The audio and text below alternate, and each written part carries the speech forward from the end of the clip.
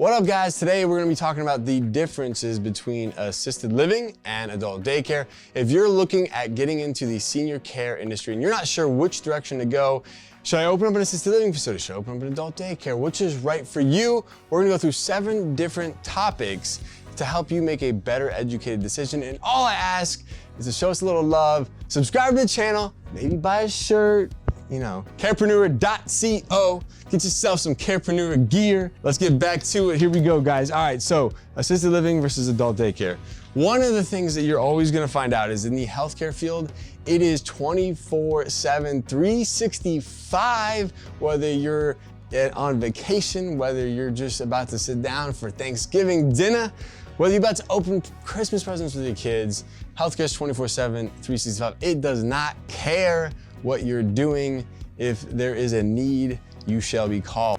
So just don't ever forget that, unless you open up an adult daycare center, because that is probably one of the only industries that in the entire healthcare space that is actually, it kind of has like banker's hours. I mean, you can close on holidays, you can be closed on weekends. So it's this really great model where basically, you might open at 6, 7, 8 a.m., close at 5, 6, or 7 p.m., but then you're done for the day. You can go home, have a glass of wine, and just relax, knowing that the day is over and that you probably won't have any problems until 6 a.m. tomorrow morning.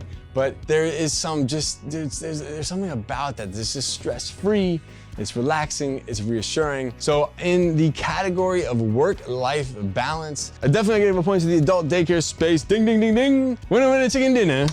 And topic number two, employee turnover. So, I gotta admit, when you compare it to other industries in the field, assisted living is not bad, but it definitely has its share of turnover. Of course, a lot of it is gonna depend on the culture, the administrator. I would say it's more moderate. The reason for this is because you have different shifts. You have kind of like an AM shift, a PM shift, an overnight shift. Each of these shifts develop their own culture. So what ends up happening is sometimes you got shift A upset with shift B, shift C, this and that, and you kind of have these little turf wars, and it can at times get people like kind of distracted, and then they get upset and they might leave, and it causes turnover and things like that. Unless you can keep a cohesive environment, right? In the adult daycare space, everyone's there from 8 to 5. It's like you already got perfect hours. You already got the perfect schedule. It's in the middle of the day. If anyone wanted to work in healthcare but have like a fairly normal 8 to 5 lifestyle, this is the place to be. And so the best part about it is that the focus for the day is just to have fun. So you get you and all your coworkers together, and your entire mission is to have fun all day. It really does create for a much lower turnover environment. So I think in this one, we gotta get another point to the adult daycare space. Number 3, upfront costs. Now in this case, they both are high. Whether you're opening up an assisted living facility or an adult daycare center, there's gonna be a real estate component, a construction component to it.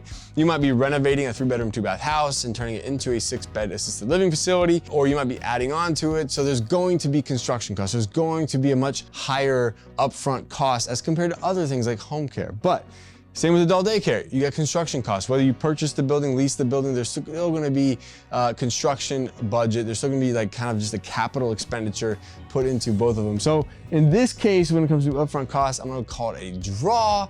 It's hard to really say which one is going to be better or worse. Number 4, scalability. Of course, assisted living and adult daycare, they're both limited, right? I mean, you have a building. There is a capacity to that building. Of course, if you're gonna increase capacity, you're gonna have to add on to the building or knock a wall down or do something to create more capacity, right? So they're both limited. In this particular topic, I'm gonna have to call it a draw again.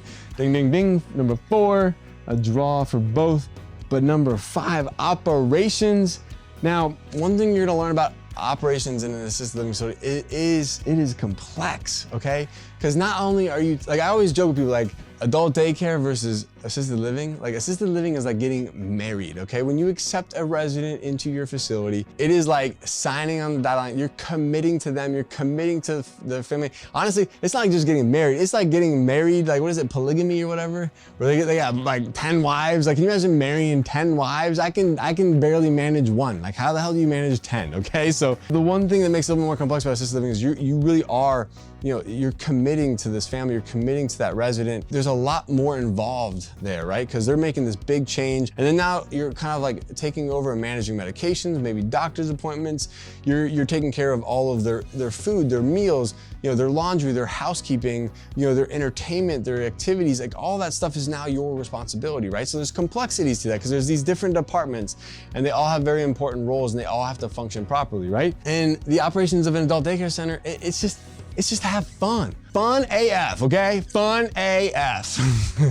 This is a family-friendly channel, so it is fun. All you have to do in the operations side of things for adult daycare is just have fun. That's the beauty about it.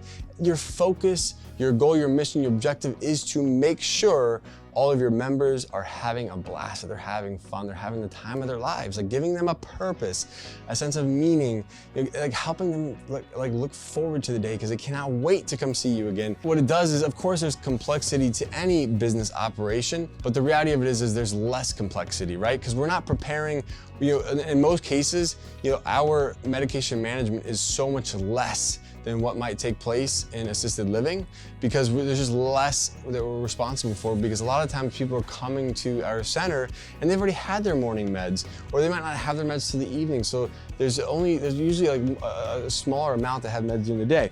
Same with all the other things that you might be responsible for. We're not necessarily responsible for a big dinner. I mean, we're talking about like a continental breakfast and a catered lunch. And so there's just a lot less kind of general responsibility because all you gotta do is have fun. That's what it's all about, is let's go have fun, right?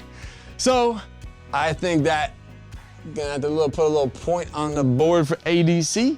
And then culture, this is kind of ties back into the whole employee turnover thing. When it comes to culture, I mean, again, you're in an environment where you and your coworkers are just focused on making people laugh and smile. I mean, how can you not have an amazing culture like in that environment? Like, that's the focus, right?